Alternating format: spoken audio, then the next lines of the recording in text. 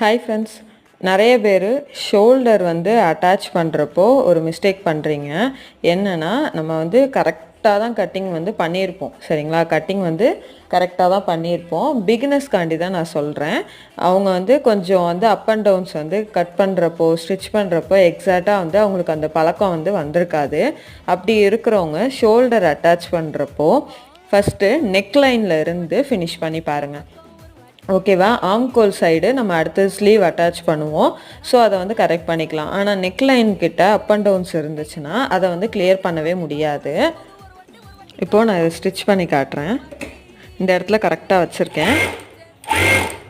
Again வந்து இந்த இடத்துலையும் நான் நெக்கு கிட்ட வந்து கரெக்டாக வச்சுட்டு இப்படி வந்து ஸ்டிச் பண்ணிக்கிறேன்.